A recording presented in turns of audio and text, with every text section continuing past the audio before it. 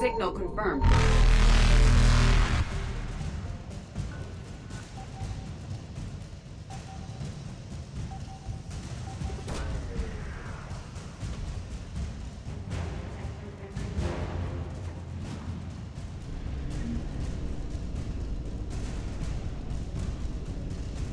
Evasion successful.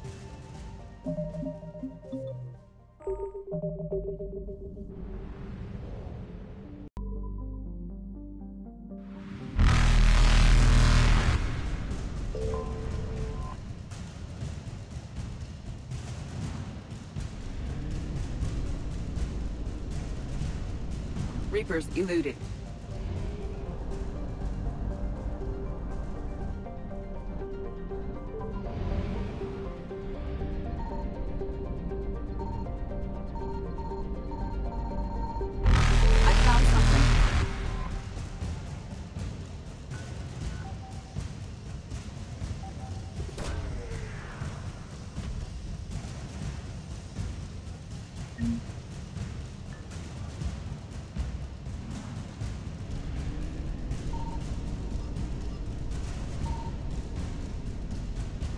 Faster than light jump successful.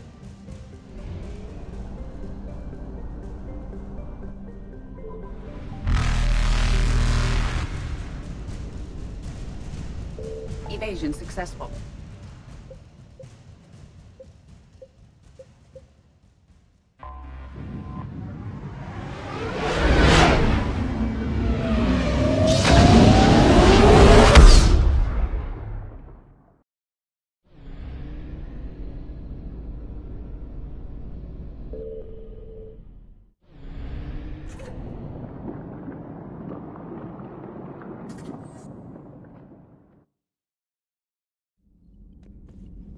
The Turians have given us top-level access to their combat data. Their ships are already moving in to help the Alliance fleet. You actually...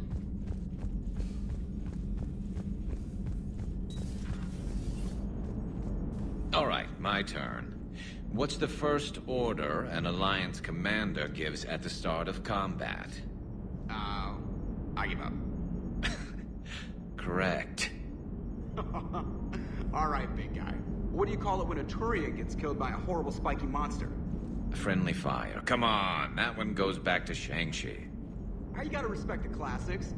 How many humans does it take to activate a dormant mass relay? 602. 600 to vote on it, 1 to ask the Asari for technical help, and 1 to request a seat on the council afterward. How do you know when a Turian's out of ammo? He switches to the stick up his ass as a backup weapon. Why does the Alliance hire pilots with brittle bone disease? You're shitting me! The Turian military has one about me? Oh, absolutely. I heard it myself from a private back on Palaven. Alright, why does the Alliance hire pilots with brittle bone disease? So their Marines can beat someone in hand-to-hand drills. Damn, you need to tell James that one. Hey, what's the hardest part about treating a Turian who took a rocket to one side of his face? Figuring out which side took the rocket. Never thought I'd see the Krogan and the Turians team up. Even the Reapers have to be a little nervous about pissing them off. I'd say more than a little. I'm sorry about Morden. He was a good man. Yeah, he was always running those tests. And one time he tagged me in the middle of the night to ask how many livers humans had. And this bump on my elbow? He said it was just a mild bone deformation, but I'm pretty sure he stuck a probe in there. Glad it was just your elbow. I always thought he was crazy. Useful, but crazy. Then he gives up his own life. To save the Krogan. Doesn't do much to disprove the crazy theory, huh? I guess not. But he was one of ours. So now that we got the Krogan and the Turians, what now? The Krogan help us turn the tide on Palaven. They can shoot at something useful for a change. Dig till we hit daylight, huh? Works for me. So how does it feel knowing Krogan will be singing songs about you until the end of time? I think it would be an honor. There's enough misery in this universe. It's nice to see something go right for a change. Can't say I've ever really witnessed history in the making like this.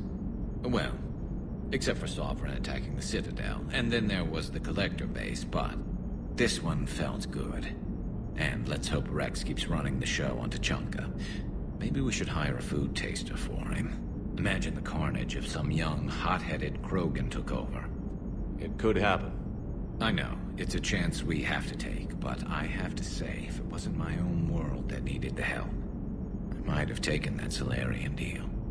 I could never bring myself to do that, no matter what I was offered. I admire your restraint, Shepard. It's nice when we can save the galaxy without destroying another race along the way.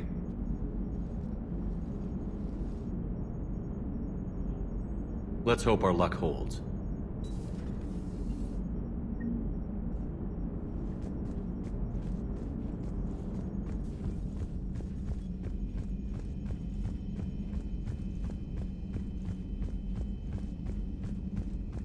Commander, Chief Engineer Adams would like to speak with you down in engineering.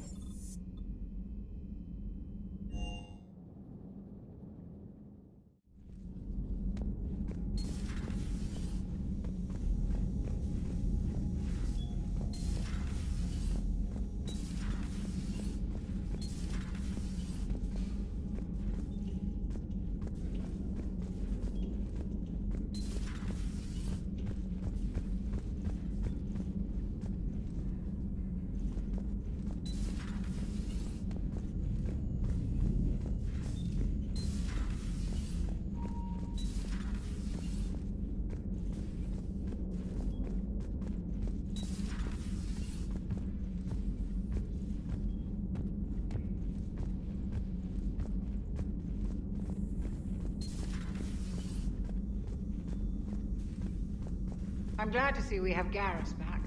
I wanted to help with his scars, but I think he actually likes them.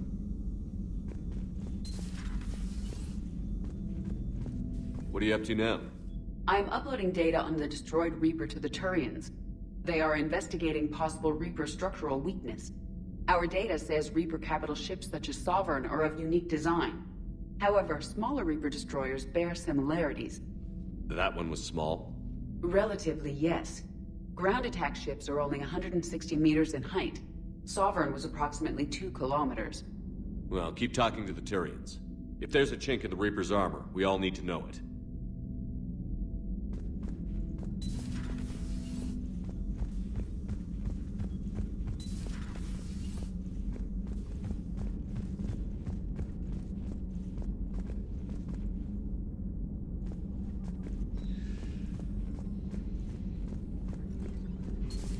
Any sign of life? The Reaper destroyed by the Thresher Maw appears to be completely inert, Doctor. We would need to send in teams to be sure. Out of the question. Tell the Krogan to stay away. Hello again, Shepard. What have you been up to since we last saw each other? Since you helped me defeat the Shadow Broker, I started looking for defenses against the Reapers. The Protheans were the only ones with substantial information on them. The older civilizations barely had records. I knew the elusive man was hunting for the same thing when our agents began crossing paths. Like on Mars? I thought I'd covered my tracks, but he had surveillance there all along. We'll talk later, Liara. Of course.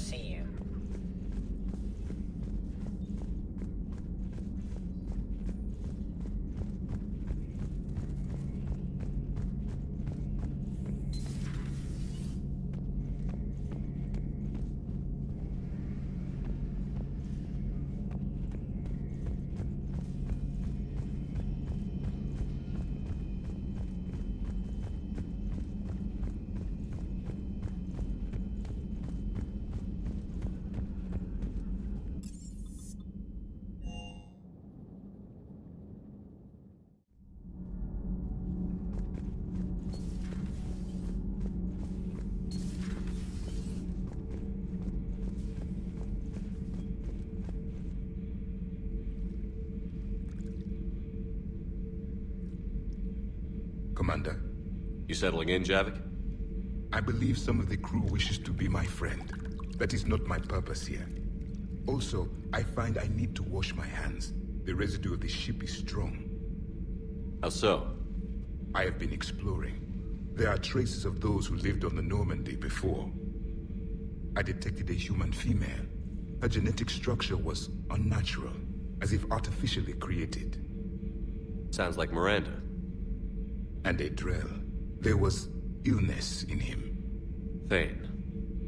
And the Krogan we met, who lived in these quarters. He was undergoing a metamorphosis.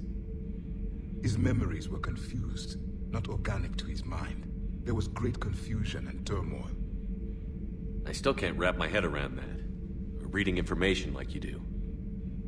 For my people, it was as natural as breathing. Evolution's an amazing force. Our scientists believed it was the only force in the galaxy that mattered. They called it the cosmic imperative. The strong flourished, the weak perished. The governments of your cycle seem concerned with ensuring the survival of all. Was this imperative just your scientist's opinion? Or did they prove something we don't know? The universe had already proven it. They only had to look around. And saw what exactly? Extinction is the rule of law in the cosmos, the natural order of things. The weakest species are doomed. It's the duty of the strong to protect the weak. Otherwise, we'd have anarchy. But those who had nothing to offer would be eliminated. So conflict should be a way of life? Evolution demands it. The strong grow stronger by dominating the weak. It is for the greater good of all. Though I do not think your Asari approves of my beliefs. Liara? I think she just had a different idea about what Protheans were like. We are all a product of our time. Had I been born in this cycle, perhaps I would be the noble scholar she wishes me to be. You think you'd like that? It's a whole different line of work. I wouldn't know. Living a life of constant war. Taking life in every battle. I see how it could be tough to see outside the box. It is the only box I have known. It shapes me, as stone is shaped by the one who carves it. The stone has no choice in the form it will take. You and I, Commander. War is our sculptor, and we are prisoners to its design. Maybe not much longer. We win this, and we'll both be set free.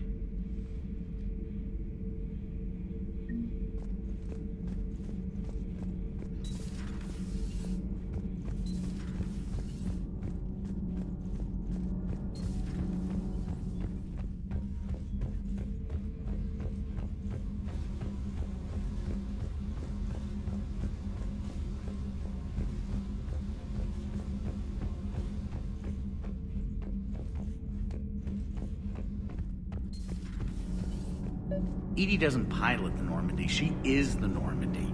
No, she's a passenger in the Normandy, just like us. The ship was a spacefaring vessel before EDI even existed. Engineer Donnelly is correct. The Normandy SR-2 was completely spaceworthy prior to my installation. See, EDI agrees with me. EDI's mind and the Normandy are a whole entity now. You couldn't just move the processors in the AI core to another ship. Engineer Adams is correct. Processes that contribute to my self-awareness are spread throughout the ship. See? EDI agrees with me. But unlike EDI, our brains couldn't have existed without our bodies. That is a requisite from being organic. You have to look beyond that limited definition of life. Joker pilots the Normandy. He doesn't take over EDI's body when he does that. When EDI controls the ship, she's piloting, just like Joker. EDI doesn't pilot the Normandy, she is the Normandy. No, she's a passenger in the Normandy, just like us.